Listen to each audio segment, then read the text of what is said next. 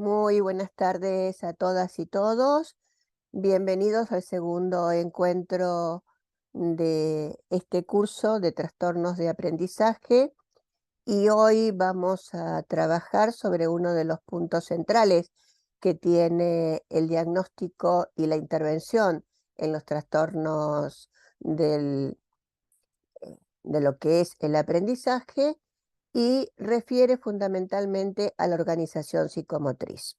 Cuando uno comienza a pensar en relación a todo lo que refiere a la organización psicomotriz, da cuenta que recién a principios del siglo pasado, allá por el 1907, 1910, comienzan a dar definiciones acerca de la organización psicomotriz y fundamentalmente de la motricidad, y es Dupré quien desde Francia, instala este concepto. Es interesante pensar también que no solamente desde la neurología se comenzó a trabajar en los aspectos psicomotrices y fundamentalmente de los pacientes con lesiones, sino también en la neuropsicología o la neurología en ese momento del desarrollo, que hoy tomamos desde la neurología general y desde, para nuestra postura, desde la neuropsicología dinámica del desarrollo. Por supuesto que cuando planteamos el tema del desarrollo psicomotriz, uno lo quiere poner en un ámbito en el que quizás varias de las funciones del humano están digamos, implicadas. Pero como estamos trabajando en trastornos de aprendizaje, vamos a referirlas casi exclusivamente a estos trastornos. Si bien uno de los puntos de trastornos de aprendizaje tiene que ver con las dislexias y las disgrafías que implica justamente la organización psicomotriz, también hay estos cuadros clínicos que están solapados y que se presentan como trastornos del aprendizaje y que para un diagnóstico precoz, un diagnóstico diferencial, un diagnóstico preciso y un diagnóstico que me permita elaborar estrategias adecuadas para los tratamientos que debamos eh, seguir, es importante justamente trabajar estos aspectos de la motricidad. Sabemos que si nos referimos a la lectoescritura, sabemos que escribir es la última y la más compleja de las actividades en el desarrollo em, que, que requiere un niño y justamente en lo que respecta a la expresión del lenguaje. Es por eso que también es una de las más vulnerables, diría, situaciones adversas para el desarrollo embrionario y temprano, y se va a ver afectado tanto con factores lesionales como factores disfuncionales.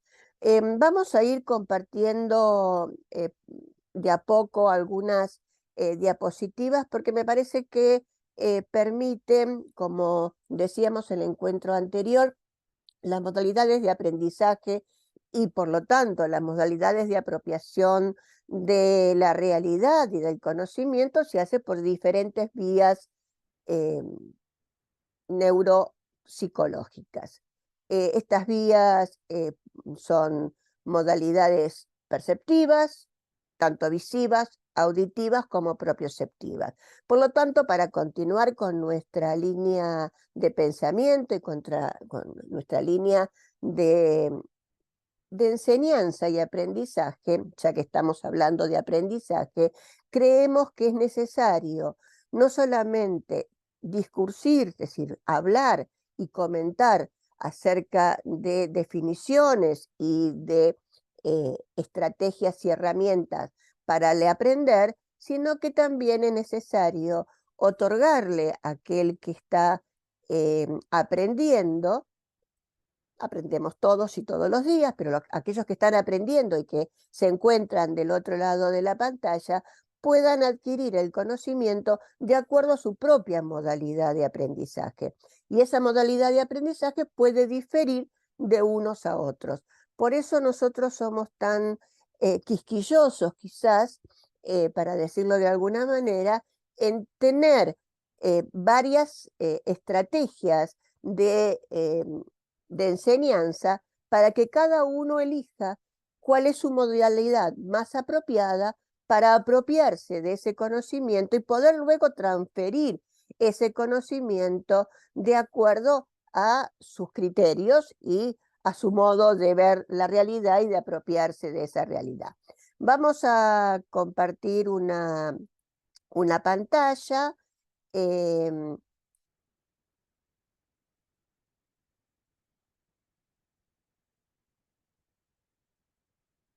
Espero que la puedan visualizar.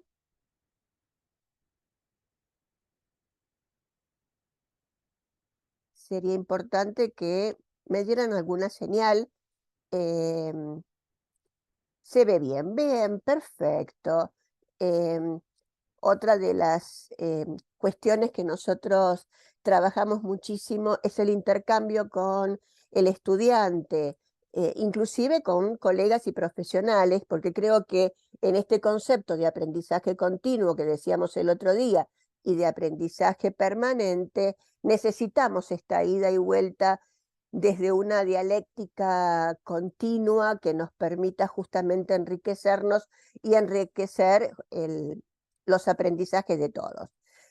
Em, Pongo este pequeño gráfico de hemisferio derecho y hemisferio izquierdo, para que tengamos una idea a partir de ahora de cómo se dan las formas de aprendizaje o de apropiación de la realidad y en qué momento nosotros vamos a trabajar en este encuentro con los niños de los primeros años de vida que tienen un funcionamiento más desde el hemisferio derecho que desde el hemisferio izquierdo.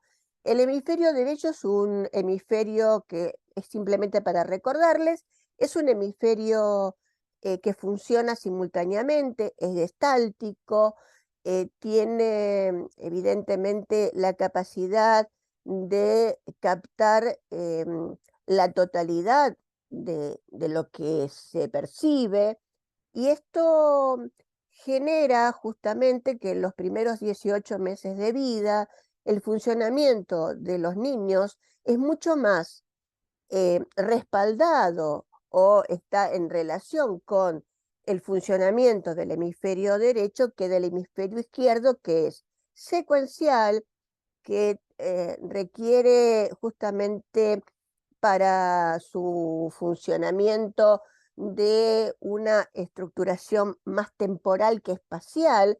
En cambio, el derecho justamente es mucho más espacial que temporal, y la construcción del tiempo y la construcción del espacio, que son dos categorías que ya la planteaba Kant, tiempo y espacio como inherentes al humano, son categorías que van a prevalecer en un momento de la vida más que en otro. Si bien esta posibilidad que tiene el cuerpo calloso para relacionar hemisferio derecho y hemisferio izquierdo nos posibilita en algún momento la integración. Y esa integración hace que por momentos no podamos distinguir con claridad si está en funcionamiento el derecho o el izquierdo, pero sí en los primeros meses de vida vamos a ver que la motricidad, que es una función regida por el hemisferio izquierdo, va a tener paulatinamente un desarrollo. En la segunda parte de este encuentro vamos a trabajar estrategias que hemos utilizado en la clínica para mejorar, desarrollar y posibilitar los aprendizajes a partir del desarrollo psicomotriz.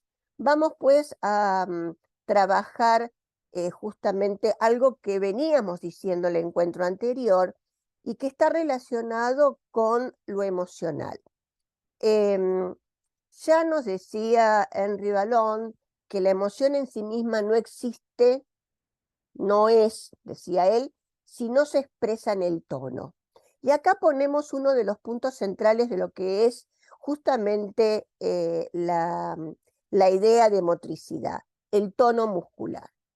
Él decía que en el origen están las reacciones tónico-emocionales. Ustedes deben recordar cómo funcionan los mecanismos de los niños pequeños, de los bebés, van a ver cómo justamente la hipertonía o la hipotonía, más allá de la hipertonía y la hipotonía propias del momento del nacimiento, están relacionadas con este tono emocional de acuerdo a sus manifestaciones. Un llanto, un gran berreo, no está acompañado de una laxitud, todo lo contrario, hay una tensión tonal que da cuenta de la emoción. Y muchas veces la palabra no dice nada, pero el cuerpo expresa cuestiones que están muy relacionadas justamente con este tono emocional eh, que están evidentemente relacionadas con el sistema límbico y toda la motricidad de la que hablábamos incluso el, el encuentro anterior. Em, yo les decía que es a principios del siglo XX, allá entre 1907 y 1910, donde Dupré instala el concepto de psicomotricidad. Y él plantea también, como lo planteó luego Henri Vallon, el establecimiento de un estrecho paralelismo entre las funciones motrices del movimiento y de la acción y el desarrollo de las funciones psíquicas. Y a cada estado psíquico, decía Dupré, le corresponde un estado motor, en coincidencia total con lo que estaba planteando el autor anterior, pero que también retoma Piaget cuando a estas primeras etapas las denomina sensoriomotrices. E incluso, si recuerdan lo que comentábamos el encuentro anterior, Freud planteaba justamente el tema del yo corporal como un yo perceptivo y un yo motor. Por lo tanto, son varios los autores que refieren a esta relación estrecha que existe entre lo psíquico, las funciones psíquicas y las funciones motrices del movimiento y de la acción. Y esto hace que, bueno, requiera evidentemente un estudio particular que en muchos casos eh, constituyen hasta una especialización que es la psicomotricidad, o los psicomotricistas que trabajan sobre el cuerpo. Nosotros lo vamos a relacionar exclusivamente con el aprender, pero creo que el trabajo interdisciplinario es fundamental. Esto lo comentábamos recién cuando hablábamos que hay una relación que permite la construcción del cuerpo y la constitución del lenguaje, pero como ustedes recuerden que estábamos planteando que necesitamos la presencia de un otro para aprender, y si esa presencia del otro no se da, esta instalación de la experiencia corporal fundante de la construcción del cuerpo, del esquema corporal y de la constitución del lenguaje, va a tener sus retrasos, va a tener sus lentificaciones y ya veremos cómo lo vamos, definiendo. Entonces, toda expresión corporal es una expresión de la historia personal de ese niño y creo que en los diagnósticos que podríamos hacer como profesionales tendríamos que estar indagando sobre esta evolución y desarrollo de la psicomotricidad para poder ver cómo se fueron integrando em, este desarrollo, cómo se fueron integrando algunas actividades reflejas en acciones más complejas y más específicas que nos permiten justamente poder llegar al diagnóstico, poder elaborar las estrategias que correspondan para ese niño en particular. Vamos a definir la organización psicomotriz entonces como un proceso muy complejo en el que a partir de la maduración de los procesos perceptivos y motores, que nosotros luego lo vamos a llamar nosopráxicos, dado que los procesos perceptivos y motores, si bien los estudiamos por separado, no los podemos, inclusive cuando los observamos, tratamos de delinear cuáles son lo perceptivo y cuál es lo motor. El proceso nosopráxico en sí es un proceso único que depende del sistema nervioso central y que en la práctica, valga la redundancia, para llevar a la práctica nuestro pensamiento, nuestro lenguaje, nuestras emociones, estos procesos se dan conjuntamente. Y es posible que estos procesos perceptivos y motores que dependen del sistema nervioso central coadyuven a la estructuración de la personalidad, a la organización cognitiva, es decir, a la instalación del pensamiento formal a posteriori, allá por la adolescencia, y que permite justamente el acceso al aprendizaje, dando lugar a sistemas de pensamiento cada vez más ajustados al mundo compartido, más ajustados a la realidad, mucho más ajustados a las necesidades que tiene el sujeto de realizar sus acciones en función de lo que el medio le propone y de lo que él le propone al medio.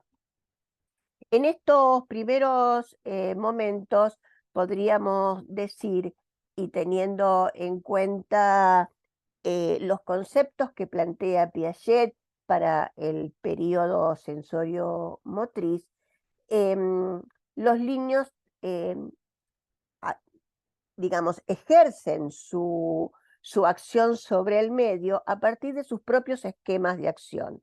Estos propios esquemas de acción son asimilación pura.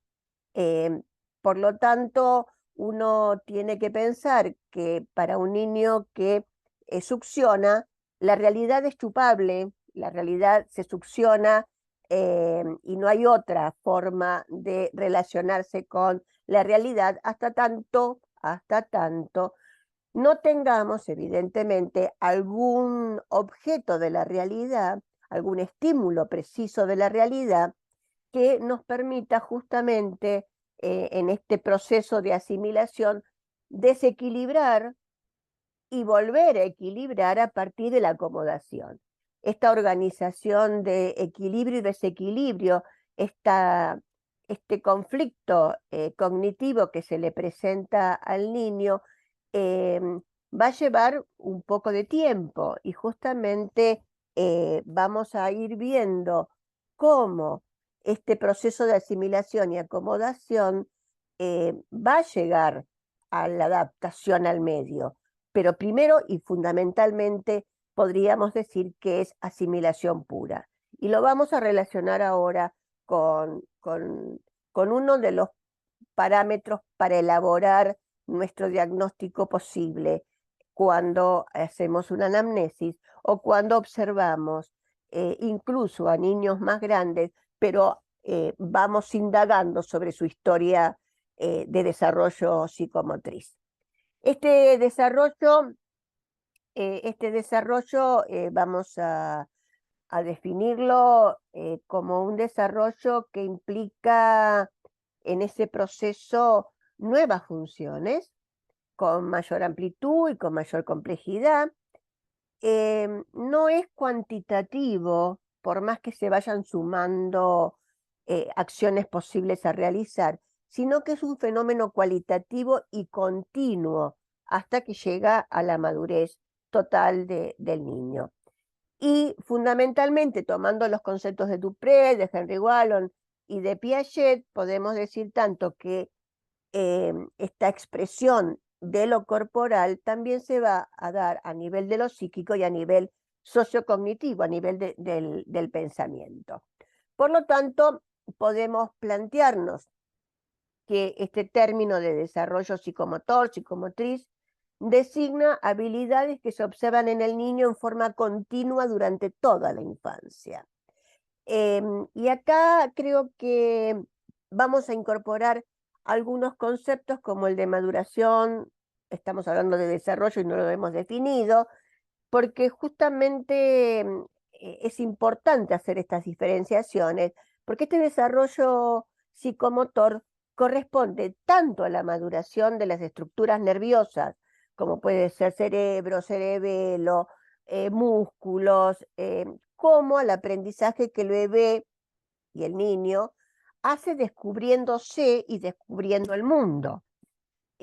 Justamente este descubrimiento que hace el niño de sí y del mundo es lo que va a permitir justamente esta maduración de las estructuras nerviosas. El cerebro, decíamos el otro día, tiene algo que es fundamental, que si bien lo genético lo marca, no lo programa para siempre, sino que el medio hace que se vaya modificando y vaya dando sus signos de maduración.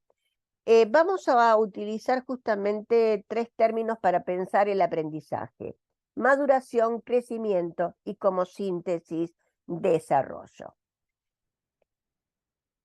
Em, si tuviéramos que pensar en el concepto de desarrollo, venimos planteándolo: cambios progresivos, coherentes, ordenados, una fuerza innata de los seres vivos que les hace llegar de las formas más simples a las más complejas.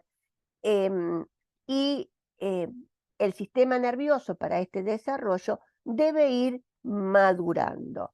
¿A dónde vamos a ir con este concepto de maduración? Vamos a ir a las transformaciones que sufren los organismos o algunas de sus células hasta alcanzar la plenitud. Y aquí vamos viendo cómo estas transformaciones de los organismos requieren también de otro funcionamiento, que es el funcionamiento de el aumento del tamaño o dimensión del cuerpo desde el crecimiento. Hay una proliferación celular que se da justamente para acompañar la maduración y para que se pueda dar este desarrollo del que veníamos eh, conversando. Aquí me parece que es importante ir pensando cuáles son los componentes esenciales de la organización psicomotriz. Em, Vamos a, a tomar algunos de ellos justamente para poder relacionarlos eh, con el aprendizaje, y los iremos luego desarrollando a medida que pase el curso y avancemos en el curso. Los reflejos arcaicos es el primero que vamos a considerar, y creo que cuando uno piensa en los reflejos arcaicos, em, hace referencia generalmente al reflejo de succión, como el primer reflejo arcaico que conocemos, esta posibilidad que tiene el ser humano por su indefensión, por su inmadurez al momento del nacimiento, em, por su forma de manejarse en el mundo, un, un ser humano que nace con muy pocas condiciones para poder subsistir si no tiene la presencia de un adulto que lo sostenga, que lo amamante, que le dé la posibilidad de ir acompañando este crecimiento paulatinamente. Los reflejos arcaicos justamente son mecanismos automáticos, no van a depender nada más que del estímulo que se produzca para la reacción. Son defensivos, y si bien en algunos autores se plantea que estos reflejos arcaicos, como el de succión, el tónico cervical asimétrico, el de pensión, em, el signo de Babinski o el reflejo de Babinski, van a desaparecer. Nosotros decimos que en realidad no desaparecen, sino que no es observable a la vista de a quien, que valga la redundancia, o está observando. Estos reflejos se mantienen a lo largo de la vida de cada uno de nosotros. Lo único que al instalarse y al complejizarse y al madurar y desarrollar conductas mucho más complejas, quedan subsumidos a esa conducta compleja. Estos reflejos arcaicos son algunos de ellos los que nos van a permitir justamente la capacidad de la lectoescritura y la capacidad fundamentalmente de aprender.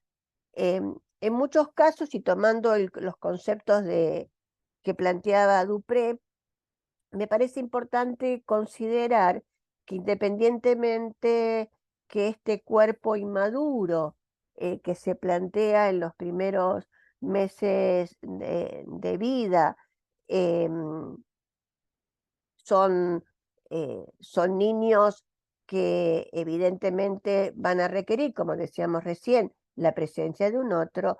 Estos reflejos tienen la capacidad de darle la posibilidad al humano de realmente entrar en un estado de defensa que no la tienen justamente por su indefensión. Vamos a compartir, vamos a seguir compartiendo algunos, algunos aspectos de estos reflejos arcaicos y vamos a ver algunas figuras que creo que nos van a permitir eh, ir recordando luego y tener la información en la grabación de la clase. Decíamos recién, son la expresión más primitiva de la postura y de la actividad, se van a modificar en el transcurso de la maduración y se van a integrar a conductas mucho más complejas, mucho más adaptativas a la realidad. Estos reflejos son automáticos, son reacciones automáticas que las desencadenan, para ir redondeando, las desencadena un estímulo que impacta sobre diversos receptores, favoreciendo así la adecuación del hombre al medio. Cuando uno lo piensa dentro de los más conocidos, nos encontramos con el reflejo de prensión y el reflejo tónico cervical asimétrico o tónico del cuello, el reflejo de la marcha, decíamos recién, los reflejos de gateo, y vamos a considerar dos de estos reflejos. En otros encuentros tomaremos algunos otros para ir relacionándolo con el tema que nos ocupa en ese momento. El tónico cervical asimétrico, ustedes pueden observar al bebé de cúbito dorsal, con la cabeza inclinada, el brazo y la mano extendida, y vamos a plantearlo esto como el primer encuentro que tiene el bebé con algo de su propio cuerpo, que todavía no es conocimiento del propio cuerpo, pero sí es el primer encuentro entre lo que es la mirada y la mano. Esta relación directa que también se refuerza cuando el bebé está de cúbito ventral y puede tener esta capacidad de observar, mirar la mano. Creo que es importante poder pensar en este reflejo tónico cervical cuando hablamos de la mirada, em, porque también va a depender de esto que se planteaba en el encuentro anterior acerca de la mirada de la madre. en el momento del amamantamiento. En muchos casos, y esto es algo que preguntamos en una anamnesis, porque nos parece que es relevante, preguntarle a la mamá de qué pecho o de qué seno está amamantando o amamantó a su hijo en los primeros meses de vida. Y en muchos casos, observamos que se suele amamantar de un solo pecho o se suele amamantar más de un pecho que de otro, si no es solamente de uno, más de un pecho que de otro. Y esto genera evidentemente una posición del niño donde genera no una flexibilidad de este tónico cervical asimétrico si lo voy moviendo de lugar de amamantamiento, incluso desde la posibilidad de esta mirada de la madre que decíamos el encuentro anterior, que es una mirada subjetivante, es una mirada que permite dar al otro la plenitud de este encuentro madre-hijo. Este tónico cervical asimétrico, decíamos recién, es un reflejo postural desencadenado por cambios de posición de la cabeza en relación con el tronco.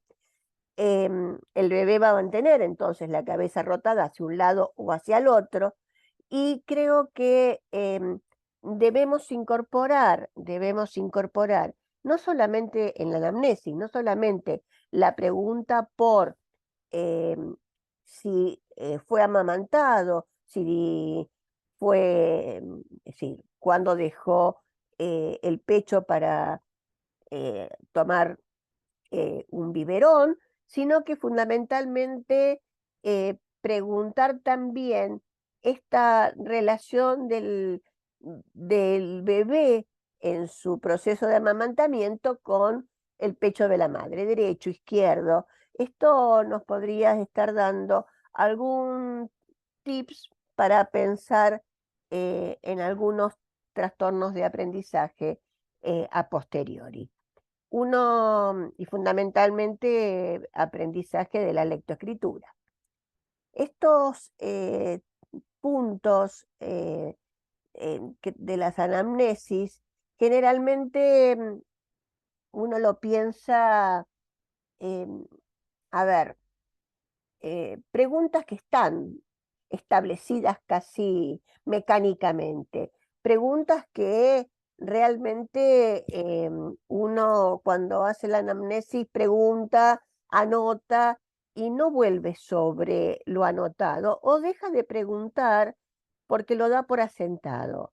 Creo que es importante, muy importante, no solamente preguntar, sino ¿para qué pregunto? ¿Por qué pregunto? ¿Y cuáles van a ser las causas posteriores de esa respuesta?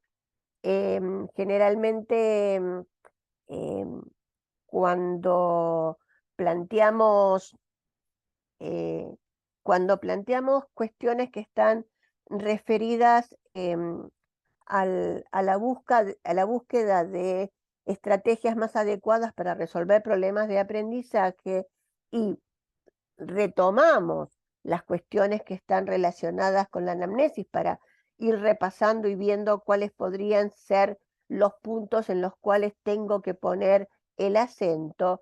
em, a veces uno se da cuenta, y esto lo tomo inclusive desde mi propia experiencia, que dice, bueno, ¿por qué no pregunté esto? ¿Por qué no pregunté aquello? ¿Por qué no estoy dando la importancia que tiene preguntar acerca del amamantamiento y la posición del bebé en el proceso o en el momento del amamantamiento, cuando en realidad solamente he preguntado si ha tomado el pecho y hasta cuándo lo ha tomado? Entonces me parece que replantearnos qué situaciones de la vida cotidiana, de la relación madre-hijo, podrían llegar a ser muy importantes para poder considerar luego la estrategia más adecuada. Em, Vamos a pensar entonces en estas situaciones em, que evidentemente son, son importantes. Em, Saqué la pantalla y volví a compartirla. No sé si ustedes la están observando ahora. Si se ve bien, continuamos. Em, Acá estamos observando otro de los reflejos em, arcaicos, que es el de reflejo de prensión palmar. El reflejo de prensión palmar es, creo que, ok, volvemos a pensar cómo compartimos. Em, Bien, gracias.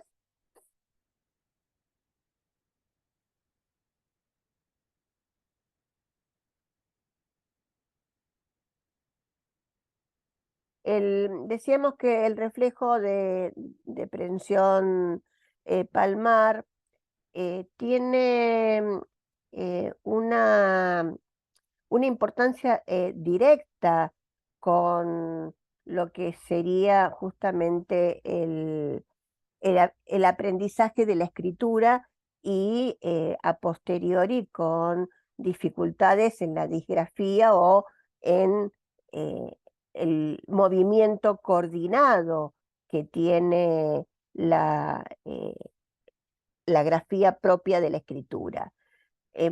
Aquí también antes de pensar en el reflejo de prensión palmar, creo que es importante empezar a considerar em, algunos otros aspectos. Estamos, estamos tratando de darles la posibilidad de que puedan observar. en- si me dan un segundito, les comparto nuevamente, les comparto nuevamente la pantalla.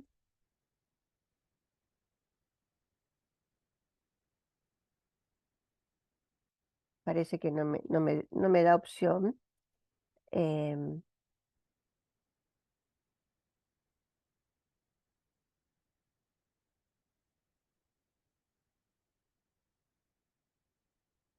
bueno, ustedes dirán si se ve o no se ve.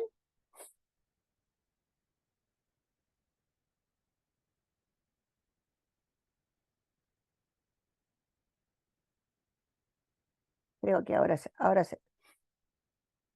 Bien, entonces vamos a continuar con con la exposición desde el reflejo que decía recién, el reflejo de prensión palmar. El reflejo de prensión palmar em, nos permite justamente asir eh, el objeto y luego nos da la posibilidad de llegar a lograr lo que se llama el trípode necesario para la escritura.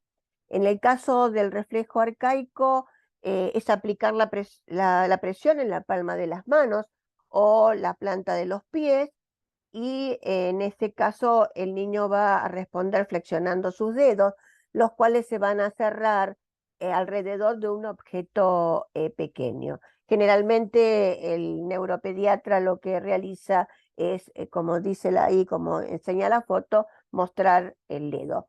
Aquellos que hemos pasado por la maternidad, vamos viendo que ese proceso va a ir evolucionando eh, paulatinamente.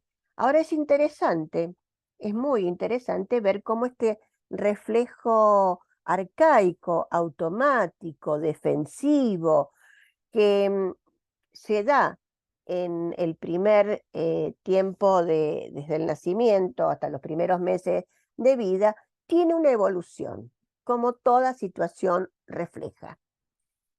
Fíjense que durante el año, año y medio, mantiene el reflejo de prensión.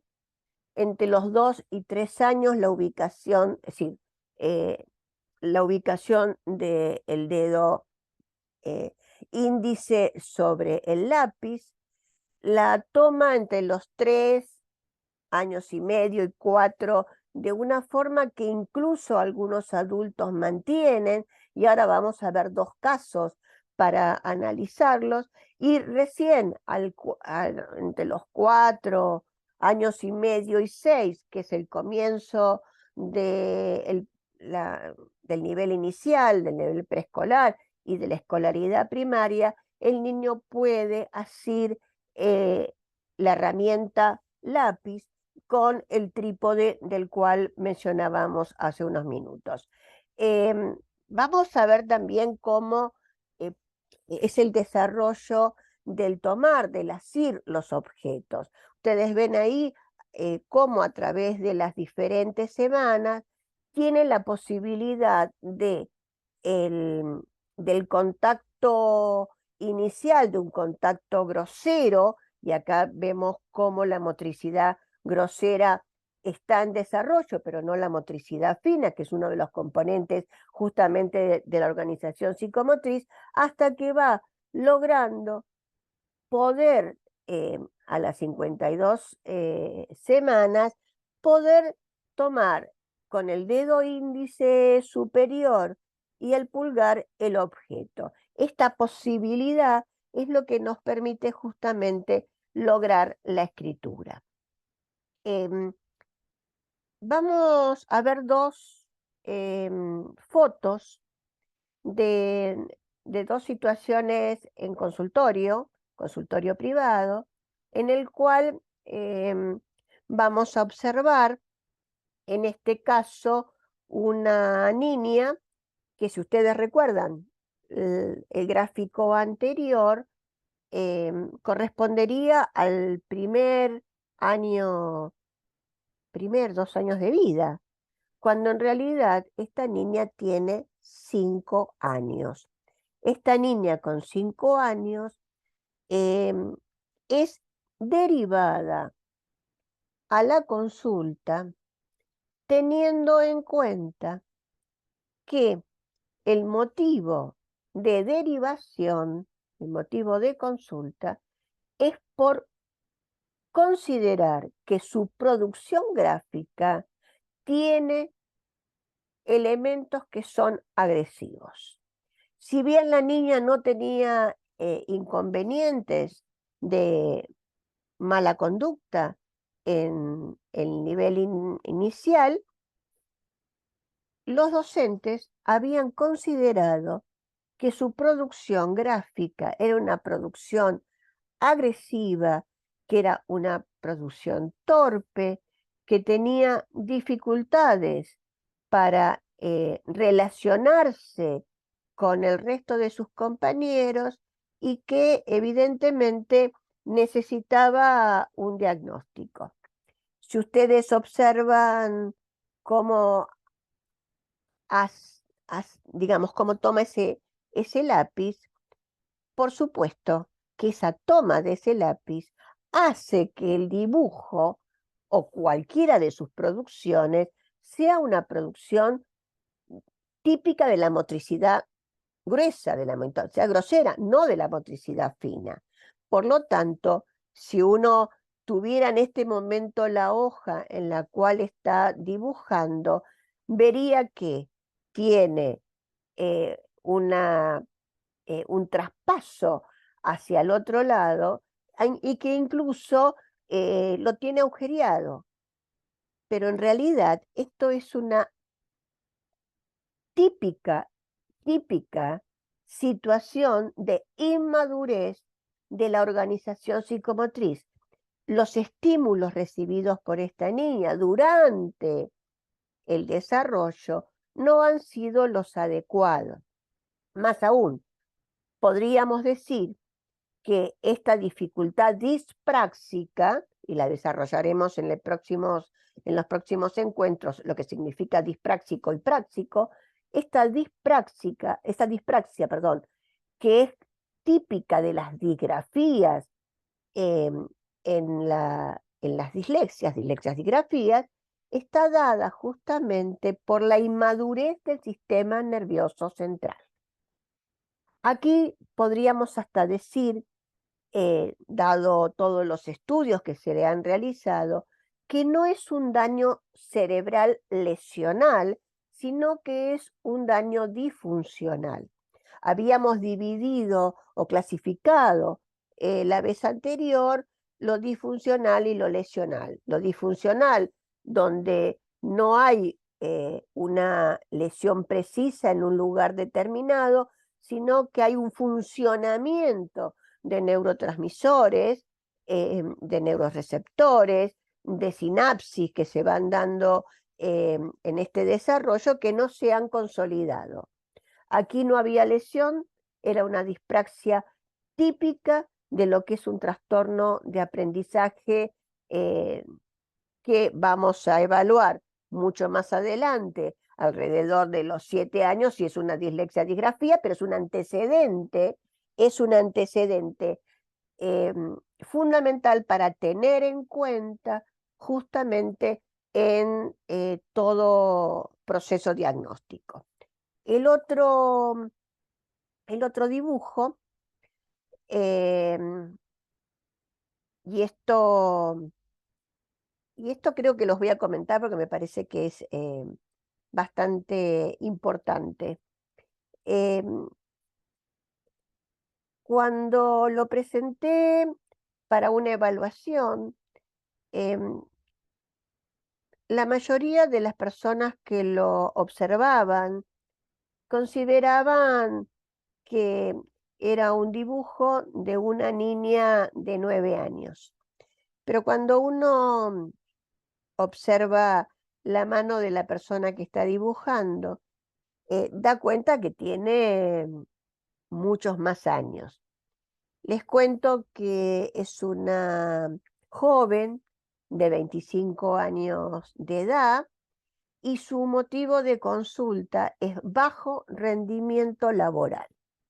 Uno cuando piensa en los trastornos de aprendizaje suele considerar que el trastorno de aprendizaje se da exclusivamente en el ámbito educativo, que el problema de aprendizaje es algo que ocurre en los niños, niñas y adolescentes y que una vez resuelto la escolaridad, el tema pasó. Sin embargo, esta consulta de bajo rendimiento laboral, les cuento que era una contadora pública, trabajaba en administración, pero que realmente su rendimiento no coincidía con las expectativas que tenía por su profesión y indagando en la historia clínica, había tenido graves problemas durante su escolaridad primaria, sobre su escolaridad secundaria y fundamentalmente durante la universidad. Este bajo rendimiento está sentado también en dificultades de la organización psicomotriz. Si ustedes observan esa mano y cómo toma la herramienta lápiz, van a observar que no coincide con la formación del trípode. Es decir, si bien no estamos hablando de un signo lesional, sino es un signo equívoco, un signo menor, es un trastorno justamente de esta organización psicomotriz, de una maduración, no ha llegado a la maduración necesaria de acuerdo a las exigencias que tiene hoy su medio laboral. Quizás, y acá va la aclaración, si esta joven no estuviera exigida por el trabajo en el cual se encuentra, este detalle, que no es un detalle menor, este detalle no hubiera sido tan importante para poder resolver el problema de rendimiento, porque no lo hubiera necesitado. Creo que también cuando hablamos de adaptación al medio de acuerdo a las necesidades que el medio impone, tiene que ver justamente con, eh, bueno, ¿qué hago en mi vida? ¿Cuál es mi profesión? ¿Cuál es mi tarea cotidiana?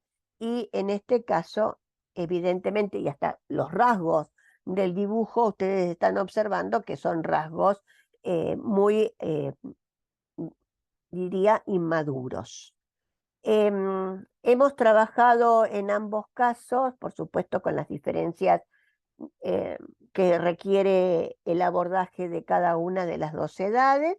La estimulación, en el caso de la joven, trabajamos fundamentalmente con eh, cuestiones que tenían que ver ya no con la motricidad en sí misma, sino con el ordenamiento de las secuencias eh, laborales, de las secuencias que estaban más relacionadas con la función ejecutiva que con la motricidad puramente, estrictamente, como en el caso de la niña, en el cual estuvimos trabajando estímulos, y vamos a ver ahora cuáles podrían ser una posibilidad, estímulos que permitan justamente lograr que se pueda dar este proceso en la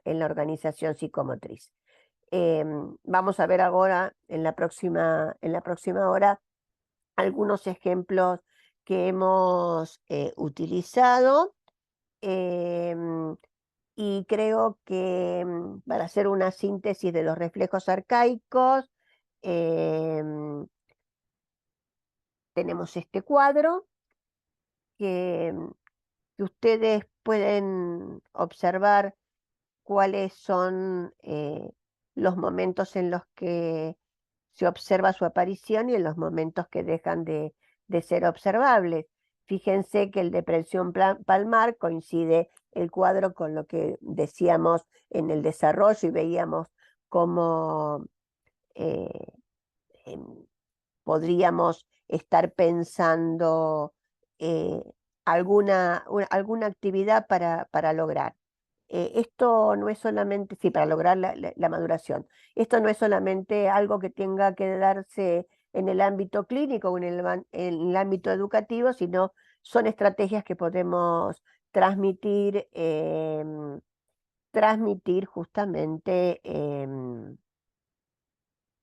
a los papás para que lo trabajen en casa, lo trabajen en el ámbito doméstico. Em, Otro de los puntos que me parece que es importante considerar dentro de los componentes de la organización psicomotriz es la evolución del tono muscular. Ustedes saben que el niño al momento del nacimiento tiene una hipertonía propia del pasaje por el canal de parto y evidentemente creo que es importante ir observando cómo esa hipertonía se transforma en una hipotonía y vuelve luego eh, a considerar las tonías, el tono muscular adecuado para la situación y en relación con lo que ya habíamos dicho de las situaciones emocionales en las cuales uno pone el cuerpo para expresar esas emociones. Creo que el caso por ahí que podríamos mencionar como patológico es el de la parálisis cerebral con una hipertonía aumentada y justamente con los reflejos arcaicos presentes, reflejos arcaicos que no han podido madurar hacia conductas más complejas. Vamos a hacer un pequeño comentario de la importancia que tiene el conocimiento del desarrollo eh, de esta motricidad, pero también del desarrollo del cuerpo, y en función de la motricidad fina, la motricidad gruesa, del tono muscular, tomando como ejemplo lo que nos decía Hurlock, Elizabeth Hurlock, allá por la década del fines del 70-80, cómo el desarrollo es céfalo-caudal y próximo distal.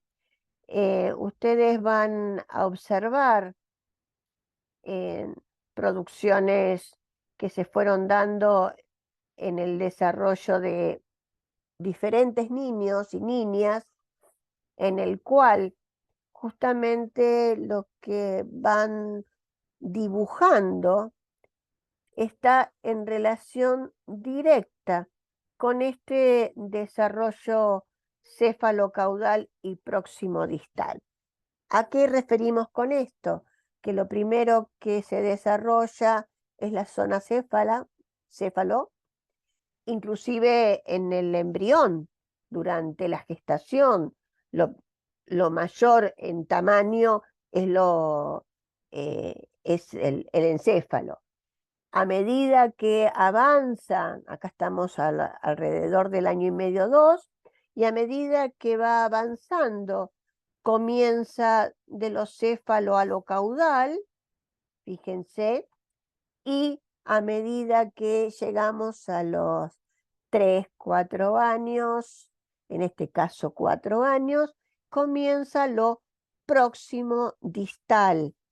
En todos estos dibujos de la parte inferior encontramos lo distal, lo próximo distal, eh, más elaborado que en los primeros, eh, perdón, que en los primeros años, em, hasta llegar a los 5 años en los que aparecen algún vestigio, en este caso, de los dedos.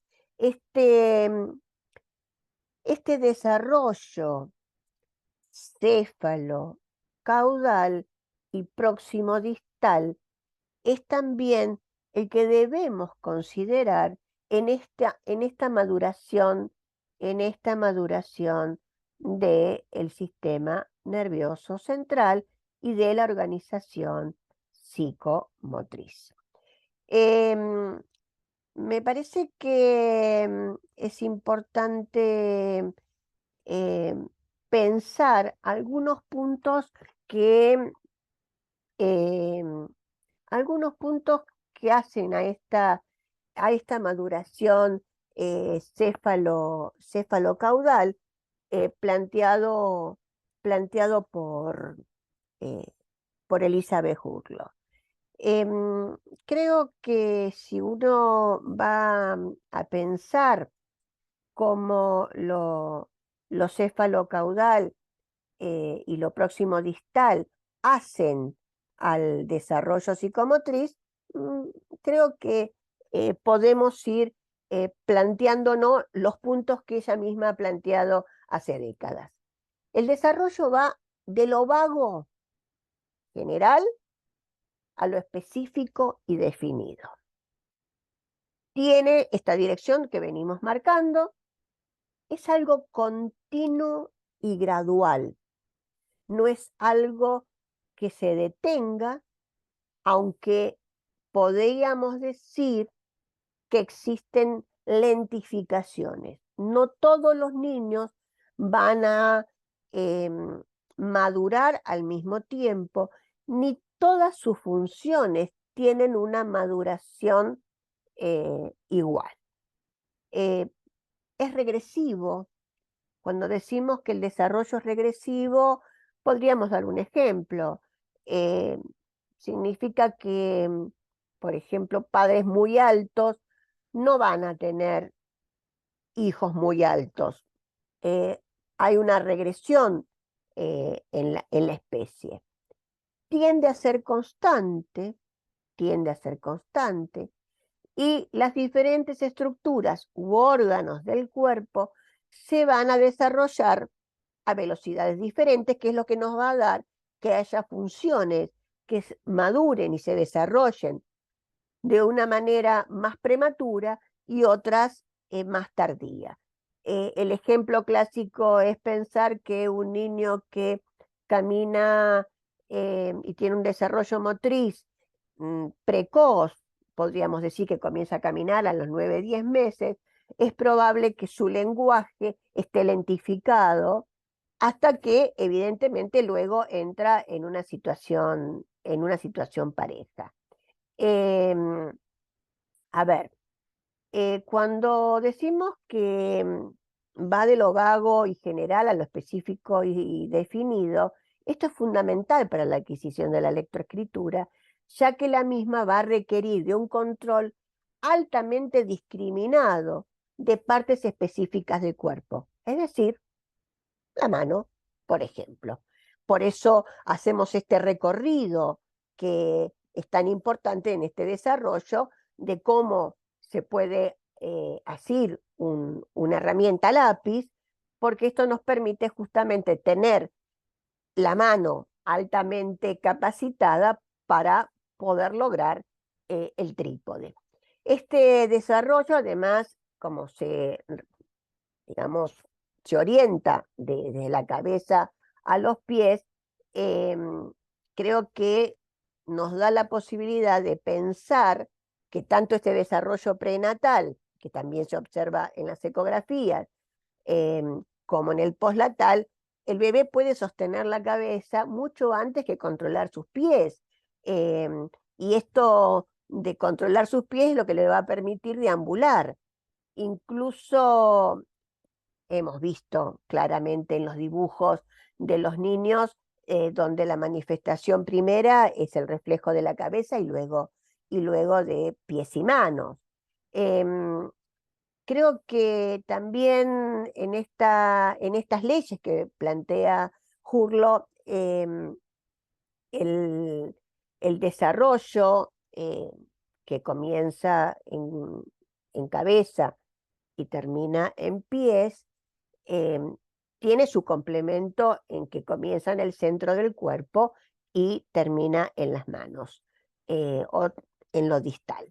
Em, creo que es importante pensar, además, eh, que si este proceso, como decíamos recién, es continuo y gradual, salvo la presencia de factores nutricionales o de posibles patologías, debería mantenerse constante.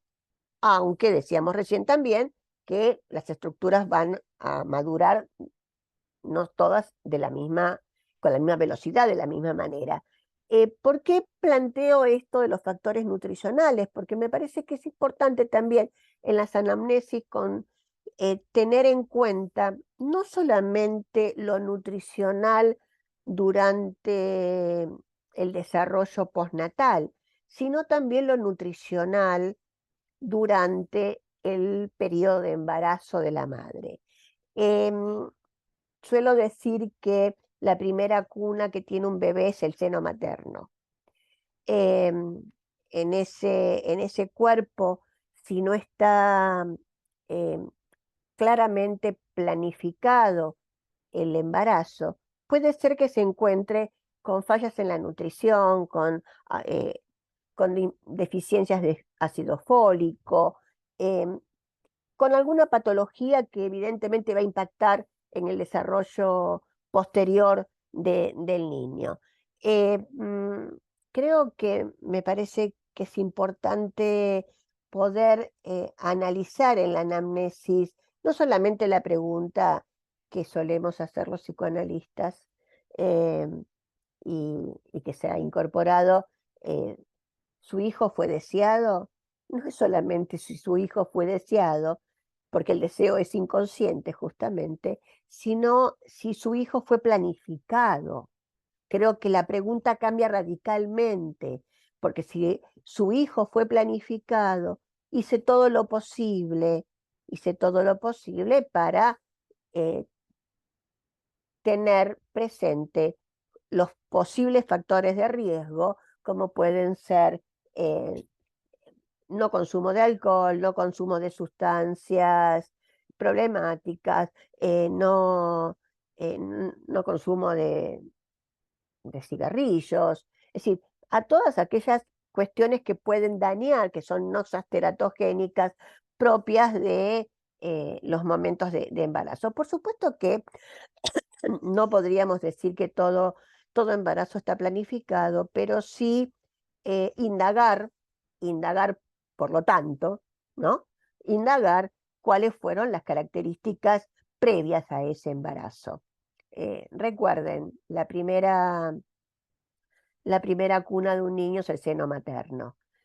Por lo tanto, de acuerdo a cómo tengo armadito ese seno materno, eh, nos da la posibilidad de un mejor desarrollo,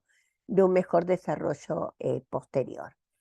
Em, Creo que em, es importante también ver cómo este desarrollo posterior no es solamente un desarrollo em, biótico, un desarrollo corporal, sino que da cuenta de esto que venimos eh, marcando, que es el desarrollo sociocognitivo, el desarrollo cognitivo, el desarrollo de la inteligencia, lo que planteaba Piaget como el desarrollo del pensamiento formal a partir de las primeras experiencias sensoriomotrices. Y ahí creo que nos da cuenta de cómo estos tres aspectos, lo bio, lo psico y lo social, están presentes también en esta maduración del niño para el logro justamente de sus adquisiciones sistemáticas y no sistemáticas. Bueno, em, vamos a, vamos a continuar entonces con algunos de los otros puntos que considerábamos componentes de la organización psicomotriz, que decíamos recién, eh, son aspectos motores que no están de forma aislada, sino que es la actividad práctica de un continuo nosopráxico, de un continuo perceptivo motriz, motriz perceptivo.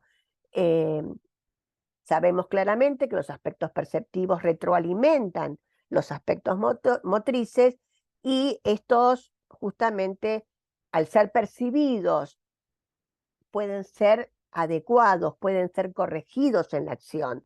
Uno se acerca a asir un objeto y vemos que la distancia o que la fuerza con la que voy a asir ese objeto no es el adecuado, uno acompaña y corrige a partir de eso percibido. Por eso creemos importante tener el concepto nosopráctico como un concepto único que simplemente eh, lo desconstruimos, lo separamos para poder estudiarlos. Decíamos que uno de los componentes de la organización psicomotriz es la motricidad gruesa, justamente hace a todas las actividades que requieren el movimiento de grupos de músculos grandes y que implican el desplazamiento, como el caminar, el correr, el patear una pelota, el jugar. em, Tanto para la motricidad gruesa como para la motricidad fina es in- indispensable el desarrollo de la inhibición motriz. El otro día lo planteábamos como la inhibición de las conductas inadecuadas, con la presencia justamente del no que instala la función paterna. Acá lo ponemos un poco más a nivel de la organización psicomotriz, pero está en relación con esto que estábamos diciendo el otro día, y que esta inhibición motriz es fundamental para la adecuación del movimiento eh, y para lograr la acción que tenemos pensado. Em, en realidad todos los movimientos que se inician tienden a continuarse. Decimos que al menos que una fuerza opuesta lo detenga. Para que dicho movimiento se ajuste al objetivo y no tienda inevitablemente a excederse, es necesaria justamente esta formación nerviosa que cumpla con la tarea de inhibición. Y para esto tenemos una formación que llamamos cerebelo. El sistema nervioso central, además de corteza cerebral, está compuesta por otros órganos.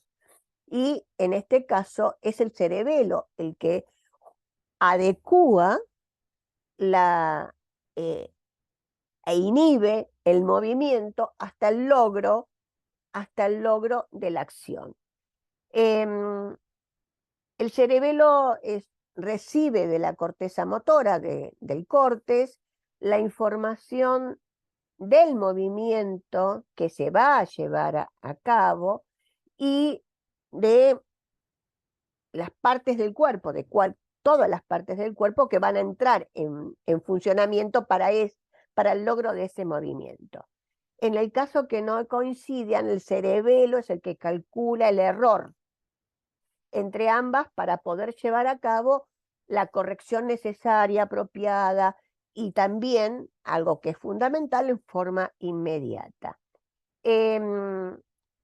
Nosotros decimos que este proceso, o en este proceso de inhibición, el cerebelo junto con otras formaciones nerviosas aprecia automáticamente la velocidad del movimiento y calcula el tiempo que se necesitará para alcanzar el punto deseado. Generalmente uno entra a pensar que la corteza motora es lo más importante para el movimiento. Ojo que no. Necesitamos del cerebelo para que pueda dar cuenta justamente de esta inhibición y permita exactamente eh, el movimiento adecuado, el tiempo adecuado. Y creo que acá entra a jugar algunas cuestiones que están relacionadas con lo psicológico y que también afectan el aprendizaje y por lo tanto eh, nos provocan eh, algunas cuestiones que están relacionadas con los trastornos de aprendizaje, que son las dismetrías. Y acá no son las dismetrías solamente que a causa de un mal funcionamiento cerebeloso, sino las dismetrías eh, emocionales, las dismetrías en las cuales no puedo inhibir y medir las consecuencias de mis acciones. Y volvemos a tener en cuenta justamente estas relaciones entre lo bio y lo psico. Em, Justamente podríamos decir que este freno inhibitorio que genera el cerebelo, que aún no está maduro en los primeros meses y años de la vida de un niño, requieren justamente del ajuste de un adulto. Em, Uno podría llegar a poner como ejemplo em, que pueden, no sé, empujar a otro, eh, toparse con algún objeto, eh, salir corriendo y no detener su marcha. Bueno, esto requiere fundamentalmente para que los movimientos se vayan adecuando al espacio compartido, eh, la, eh, por un lado, em, lo que llamamos independencia segmentaria corporal, pero por otro lado, esta posibilidad de que alguien vaya acompañando esta capacidad de mantener inactivos aquellos grupos musculares que no son necesarios para el logro de esa acción en ese momento. Creo que a grandes rasgos, y pensando que tenemos una media hora para algunos otros ejemplos, habíamos hablado ya, habíamos mencionado la motricidad fina. Acá ya estamos hablando de movimientos que implican el control de músculos pequeños, como pueden ser los dedos, los ojos, hasta la lengua. Y en este sentido, eh, recalcamos la importancia que tienen los procesos perceptivos que posibilitan este control motor. Vamos a ver en algunos juegos que se realizan en el ámbito terapéutico, eh, con niños con dificultades en el control de estos músculos y de estos, digamos, control de los músculos pequeños, cómo necesitamos realizar actividades en los cuales cierre, por ejemplo, la mano y levante un dedo sin mover los otros. Vamos a ver cómo también podríamos pensar que se le puede pedir que cierre los ojos, y que después habrá uno y no el otro. Es como que haga un guiño. Todo esto que permite justamente ir acomodando el control inhibitorio de determinadas partes del cuerpo que van a ser después necesarias para la lectoescritura. Vamos a volver a compartir la pantalla, eh, dado que creo que necesitamos dar algunos ejemplos terapéuticos eh, para trabajarlos en el ámbito clínico, y ver cómo con ejemplos claros, esto lo estuvimos ya trabajando, algunas estrategias terapéuticas que hemos utilizado con colegas para el desarrollo de la psicomotricidad. Lo vamos a hacer en los próximos 20, 40 minutos y después dejamos unos 15 para que ustedes puedan realizar alguna consulta, algún aporte, que me parece que es importante el intercambio después de este monólogo que vengo llevando hace un buen rato. A ver, hemos utilizado la computadora, el ordenador, como una herramienta terapéutica, pero como una herramienta terapéutica no en sí misma, sino como una herramienta estratégica que posibilite lo terapéutico en realidad, em, y para trabajar ejercicios motores que se vayan convirtiendo progresivamente en procesos recognitivos, generalizadores, y en cuyo punto lograr difundir resultados también en la esfera afectiva y en el pensamiento. Vamos a ver cómo con el uso del mouse, creo que si ustedes tienen a mano una computadora, un ordenador y tienen un mouse cerca, yo diría que lo intenten, y van a ver que hay algunas cuestiones que nos van a sorprender.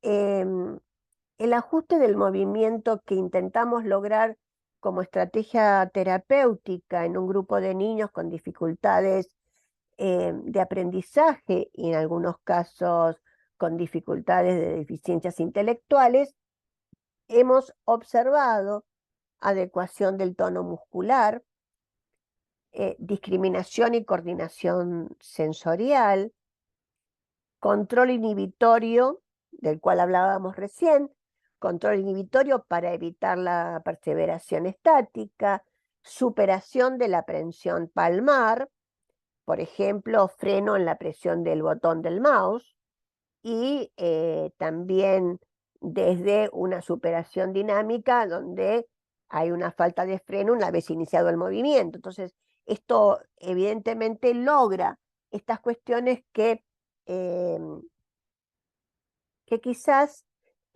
no estaban logradas durante su desarrollo. ¿Por qué, por qué empezamos a usar un ordenador? Dejo aclarado que el ordenador funciona como herramienta y que el ordenador simplemente lo que fue eh, en esa situación que vamos a plantear de lo terapéutico es juego puro. Acá no hay nada que estuviera dado desde otro lugar que no es el juego que se puede dar en el ámbito de una consulta con un niño en el cual estamos trabajando de determinadas estrategias para el logro de esta organización psicomotriz y para el logro, y para el logro de lo que sería su maduración, su desarrollo, su crecimiento. ¿Qué se fue logrando? Afianzamiento del trípode manual, recurriendo a praxias más arcaicas, coordinación métrica para el manejo de cambio de plano. Ustedes piensen que dibujar en un computador no es lo mismo que en el plano con un lápiz y un papel. Acá hay una diferencia de cambio de plano, horizontal adelante, vertical arriba, y esta falta de correspondencia entre lo que el mouse da como medida y el tamaño de lo que está apareciendo en la pantalla. Ustedes dicen, bueno, ¿de qué estamos hablando? Vamos a volver a hacer esta síntesis una vez que pasemos por las experiencias, pero me gustaba primero adelantar qué es lo que trabajamos. Hay generación de nuevas conexiones que por supuesto van a incrementar la memoria procedural que es más que necesaria para el aprendizaje.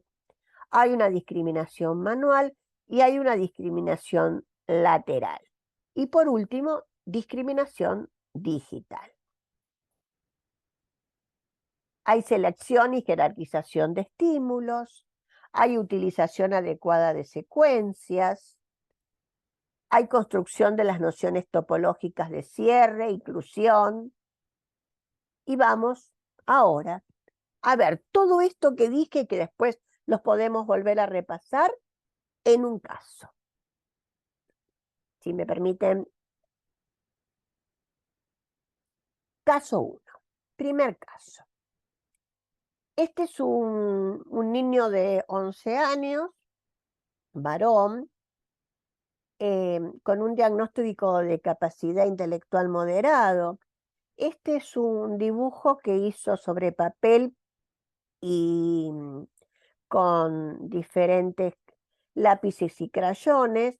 Esta es la primera experiencia. Les cuento que este varón de 11 años había eh, no tenía un diagnóstico cuando se acerca su mamá a hacer la consulta y después fue derivado a la profesional que me acompaña en este curso. Y este niño presentaba crisis epilépticas, tenía eh, dificultades justamente en el control inhibitorio. Y vamos a ver cómo esta inhibición motora lo lleva justamente en utilizando el ordenador Y el programa Paint, vuelvo a repetirles, el programa lo hemos utilizado como juego. El ordenador simplemente fue el espacio en lugar de papel, espacio pantalla, espacio eh, que, que en realidad lo comenzamos a utilizar porque estaba el ordenador ahí y, y un niño se acercó en una oportunidad y dijo, ¿y esto qué es? ¿Cómo puedo trabajar con él? Bueno, a partir de ahí es que comenzamos a utilizarlo como herramienta de, eh, estratégica. Acá lo que van a observar justamente es la inhibición, la falta de inhibición motora. Fíjense las rayas que va a utilizar con el lápiz que tiene el Paint. Inclusive tenemos acá, hay cambios de color, negro, rojo, pero fue un cambio de color totalmente accidental por arrastrar el mouse sobre la barra de herramientas. La cosa que solemos hacer todos, que usamos el mouse distraídos y cambiamos una pantalla por otra. En este caso, fíjense que la falta de inhibición es completa. Acá no hay cierre, si existe un cierre es un cierre casual, no hay ninguna otra forma que uno pueda decir está planificado. Se trabajó algunos meses y vamos viendo que en este caso la falta de control que produce que el gráfico exceda los límites de la pantalla. Hay un intento de planificación al tratar de pintar de color una superficie. El resultado no es justamente lo que esperaba el niño eh, y hay una falla justamente en la identificación de lo que es afuera y adentro y posiciona el cursor fuera de la figura que intentaba colorear. Acá el concepto de adentro y de afuera es un concepto, y vuelvo a la primera diapositiva que traje. El adentro y afuera es un tema que rige justamente la construcción del espacio. El adentro y el afuera, el atrás y delante, va constituyendo el propio esquema corporal. Y esto me parece que es importante trabajar el adentro y el afuera, porque no solamente va a permitir la lectoescritura, sino que también va a permitir la constitución de la personalidad. Esto ya lo decía Piaget. Y esta forma de constitución de la personalidad, de la constitución de sí mismo, de la constitución del yo, llámenlo desde la teoría que quieran, pero es poder decir yo porque estoy diferenciándome del otro. Yo, no yo. Y en este adentro y afuera, en este posicionamiento que hace el niño con el uso del cursor, va coayudando a la construcción justamente del adentro y afuera, aun cuando en este trabajo haya falta de control y produce todo lo contrario.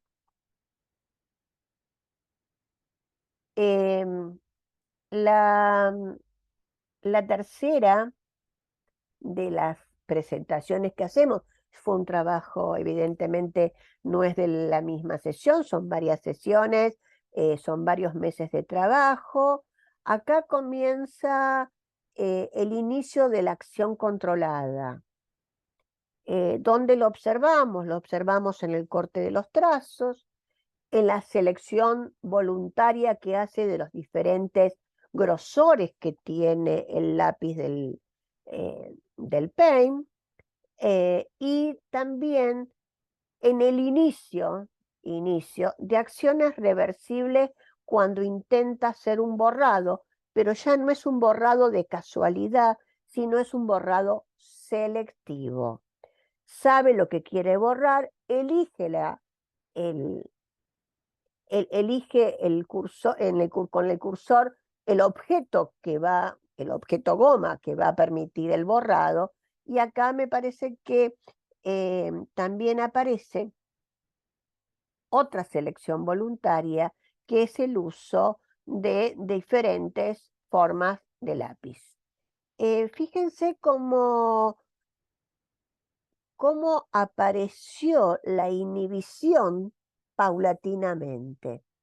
Y acá, a partir del juego con el ordenador, se fue logrando la posibilidad justamente de ir seleccionando eh, determinados elementos que proponía el programa para ir trabajando no solamente este control inhibitorio, sino también el desarrollo, el desarrollo cognitivo con esta inhibición voluntaria, con este control inhibitorio, con esta posibilidad del manejo del mouse, del control del mouse, eh, hacia la posibilidad de la escritura.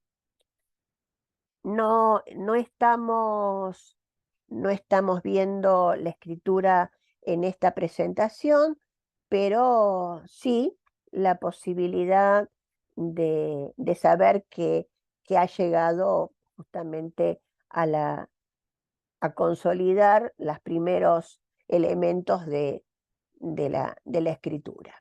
Este gráfico número 4 que hemos seleccionado observa un mayor control, pero con serias fallas en el freno de la acción. Eh, Hay un intento, este dibujo no está realizado por el niño, pero hay un intento en el freno de la acción. Seguimos con lo inhibitorio. ¿Por qué ponemos el acento en lo inhibitorio? Porque no solamente va a permitir el ejercicio adecuado de la letra, el dibujo de la letra, sino que además la inhibición también está dentro de el control de toda la motricidad gruesa, em, de todo su, su- eh, de todo su cuerpo puesto en, digamos, en funcionamiento. Em, em, Vemos también por otro lado, en este caso, ya mucho más avanzado, cómo el mayor logro de ajuste es cuando intenta acomodar la producción que hace la terapeuta con la reproducción del modelo. Ustedes fíjense que acá logra, por supuesto con la dificultad del cierre, pero logra una figura. Logra seleccionar el color aproximado, pero lo logra. Aún se van a observar dificultades en la orientación espacial. Eh, Aquí las rayas verticales dentro de la figura intentan ser las rayas horizontales de la bandera, pero hay una clara identificación de lo que es afuera y adentro, de lo que es interior y lo que es exterior. Y acá voy a hacer un pequeño punto de reflexión. Em, Antes de pasar a la incorporación del elemento simbólico. Em, la relación que tenía la mamá con este niño era una relación muy simbiótica, con ausencia de la función parental, y creo que es importante poder pensar que el afuera y el adentro, el yo no yo, hace justamente a esta posibilidad de diferenciación que se ve justamente en la incorporación del elemento simbólico, que en este caso es la bandera. Tengo una mano levantada. em, ¿Alguno de ustedes quiere hacer algún comentario?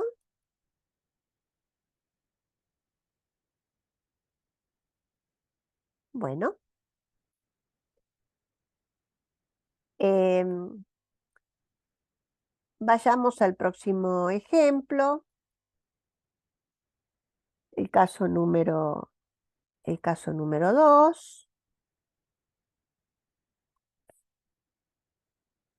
Esta es una niña de 14 años con, con un trastorno de migración de neuronas a los ventrículos laterales, con una dificultad, importante a nivel de la coordinación motora, con dificultades en el lenguaje, y en la primera actividad que realiza es una actividad simplemente de pintar toda la pantalla y realizar solamente dos cortes, así, dos líneas, eh, sin ningún tipo de significación. Un segundo momento, en este gráfico estamos observando, justamente por sus dificultades cerebelosas, hay una imposibilidad totalmente clara, para el observador, de la falta de inhibición y del control inhibitorio, selección indiscriminada de colores, de tamaño, de grosor de la línea, sin posibilidad justamente del logro de, de adentro y de afuera. Vamos al tercer gráfico. Estos son secuenciales en el tiempo. Aquí ya logra una adentro y una afuera, logra identificar un dibujo y completarlo, si bien después em, le, le surge el relleno de toda la pantalla, pero ya estamos logrando también esta importancia de la inhibición del control, o el control inhibitorio, y la diferenciación adentro, afuera. Aquí hay falla del control motriz, hay un intento de completar como si fuera una botella con diferentes texturas, hay un intento de llenado de superficies, pero bueno, evidentemente todavía sus fallas en el control motriz no se lo permiten. Pero vamos avanzando paulatinamente con el uso del mouse y con el uso del programa, a lograr este control motriz. Y acá llegamos al inicio de las acciones reversibles. Tiene borrado selectivo, tiene un intento de llenado de superficies identificando incluso signos lingüísticos, poniendo parte de su nombre. Esta selección creo que eh, logra entrar en el mundo simbólico y permite no solamente esta cuestión de el desarrollo psicomotriz, sino también el desarrollo de de su propia personalidad. Comienza a tener inclusive a nivel emocional, a nivel afectivo, los primeros intentos de límite hacia su propia mamá, y creo que vamos dando cuenta cómo lo psíquico y lo biótico, cuerpo y psiquismo, juegan juntos en un contexto social, en este caso familia, que da la posibilidad de ir constituyendo un pensamiento más avanzado, es decir, salir del pensamiento o de los esquemas sensoriomotrices para el logro del pensamiento formal.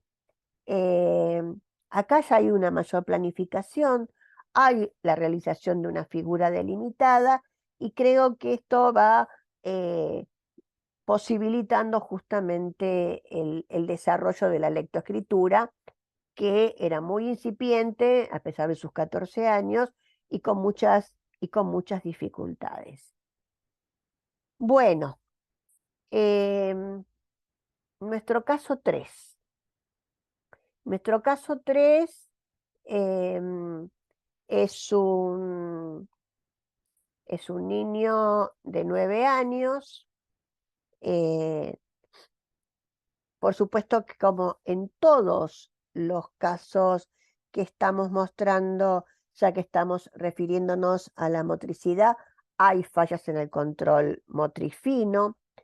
Em, Acá también hay dificultades para la selección y como no tiene cierre, como la figura no tiene cierre, cuando lo intenta pintar aparece el llenado completo. Acá, ¿por qué decimos que es una discapacidad neuropsicoafectiva? Porque en realidad este niño es adoptado y había tenido unos primeros años de vida sin estimulación adecuada, con violencia doméstica, con abandono, con encierro, y evidentemente no podríamos estar diciendo que es eh, un niño con discapacidad intelectual, porque lo que hay es un efecto, diría, en el nivel intelectual por falla o por dificultades y deficiencias en los primeros años en su desarrollo y en su estimulación. El segundo gráfico de este niño, fíjense que logra el cierre, y al lograr el cierre mejora la calidad del trazo, logra las acciones reversibles de corrección para el mejoramiento de la figura, y ya puede diferenciar también, en este caso,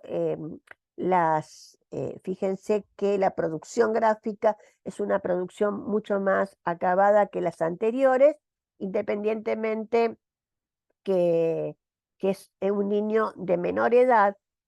Por eso decimos que no hay una discapacidad intelectual, sino que es un proceso de fallas en el desarrollo cognitivo y neurofuncional, pero por situaciones de estimulación del medio. Como última de los gráficos que vamos a presentar y dar la posibilidad de estos últimos 15 minutos de que ustedes participen, fíjense que hay una muy buena planificación, hay un buen cierre, está elevando el nivel de complejidad de la propuesta que hace del rostro humano, y acá señalamos el concepto de prosopagnosia que mencionábamos el encuentro anterior como un avance fundamental en la estructuración del psiquismo. Este niño, por más que sea una figura eh, de la tecnología, estamos viendo cómo está eh, dibujando una cara, reconociendo una cara, saliendo de lo monstruoso a lo más humano, si bien aún es un proceso.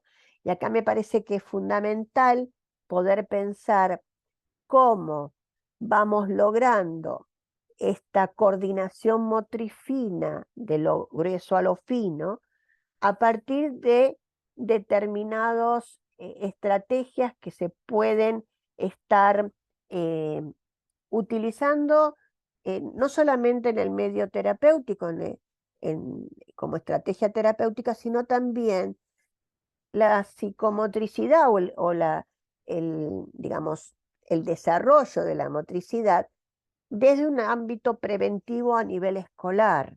Uno puede pensar la organización psicomotriz y las estrategias terapéuticas o las estrategias que implemente o las herramientas que implemente, no solamente para, para la estrategia en ámbito clínico, sino también en el ámbito preventivo, y trasladar esto y transferir esto como experiencias a los docentes de los primeros años de la escuela inicial o de la escuela de la escuela primaria, y también pensar la motricidad preventiva, clínica y de habilitación del sujeto. Nosotros pensamos que los sujetos en realidad no se rehabilitan desde lo terapéutico, desde lo clínico o desde acciones de diferentes disciplinas, sino que los habilitamos a ser ellos. Volvemos no al punto de partida, sino que estamos trabajando para el desarrollo, por eso decimos habilitamos al sujeto a ser sujeto. Y en este habilitar al sujeto a ser sujeto, en realidad lo que estamos llevando a cabo, y vamos a dejar de compartir para hacer el intercambio con ustedes, lo que estamos tratando es de darle las herramientas necesarias para este desarrollo que les posibilite adentrarse en la vida comunitaria, adentrarse a la vida con los otros, adentrarse a su propio desarrollo personal, no solamente cognitivo, no solamente para la adquisición de todas las, digamos, la adquisición de la lectoescritura, la adquisición de diferentes modalidades de apropiación de la realidad, sino para llegar a ser ellos mismos. Así que bueno, agradezco esta hora y media de trabajo con ustedes y los invito a hacer los comentarios, ya sea por el chat o en forma oral. Levanten la mano y estamos a disposición de ustedes. Muchas gracias por la escucha.